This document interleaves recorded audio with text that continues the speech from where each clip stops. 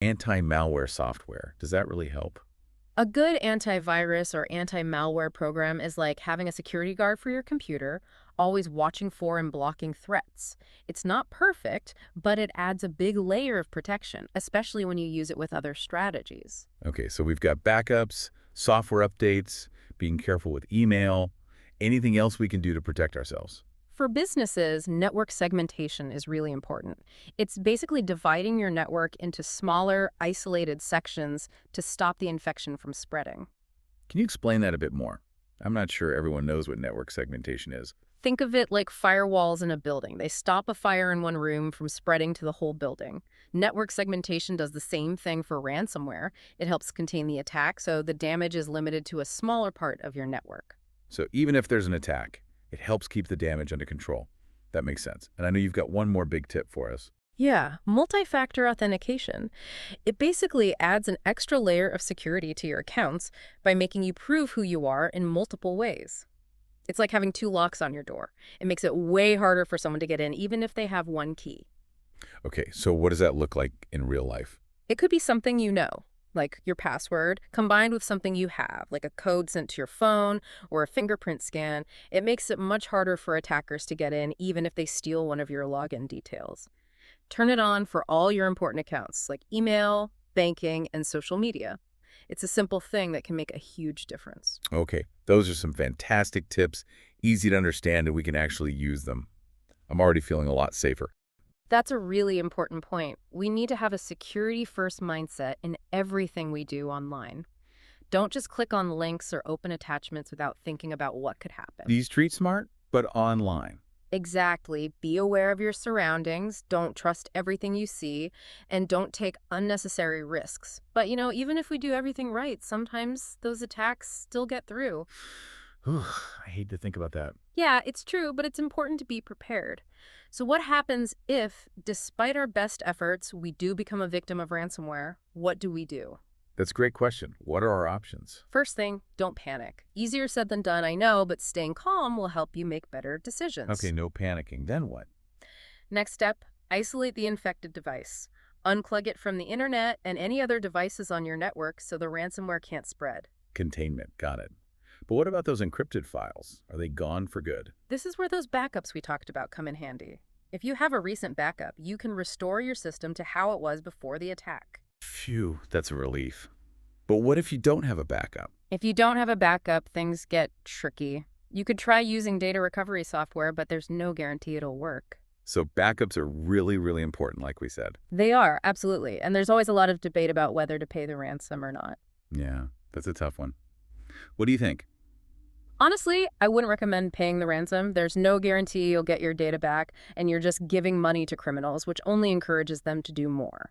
So don't reward bad behavior, basically. Mm. What about reporting the attack to the police or the FBI? Does that actually do anything? Definitely report it to your local police and the FBI's Internet Crime Complaint Center. You might not get your data back, but it helps them track these criminals and maybe stop future attacks. Okay, so we've talked about how to prevent attacks and what to do if one happens. But like we said before, ransomware is always changing. Right. These aren't just random attacks anymore. These criminals are organized, they're smart, and they're always coming up with new tactics. So what does that mean for us? How do we stay ahead of the game when things are changing so fast? The key is to stay informed. Keep up with the latest threats and security best practices. Yeah, that makes sense, but how do we even do that? There's so much information out there, it's overwhelming.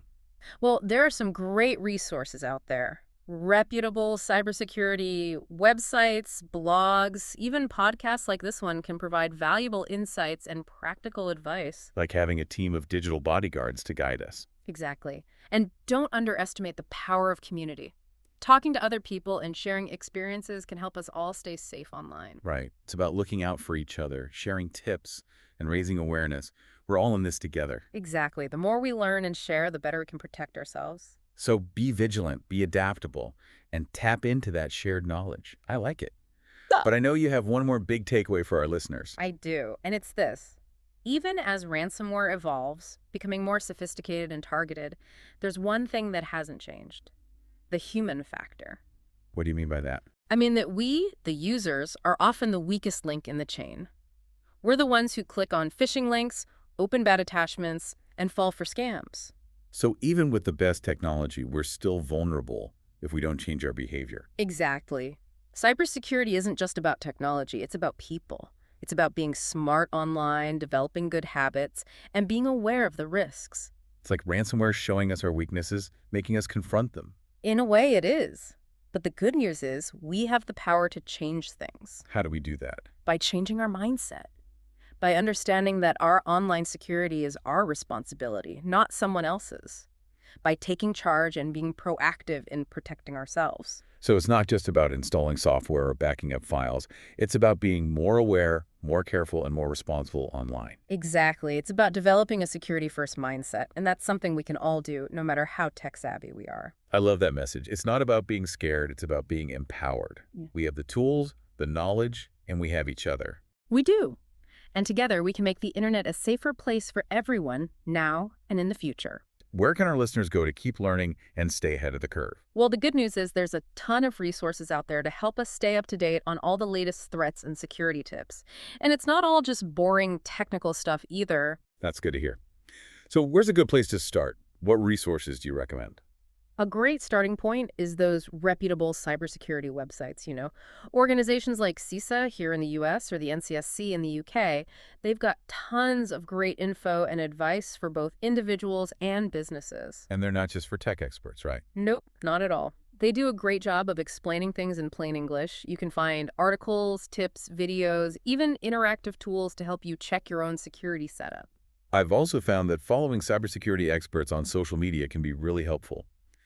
They often share breaking news and practical advice in a way that's easy to understand and even fun sometimes. For sure. It's a great way to stay in the loop and connect with others who are interested in cybersecurity. Oh, and don't forget about good old-fashioned books. I have to admit, I still love a good book. What are some titles you'd recommend for someone wanting to learn more about cybersecurity?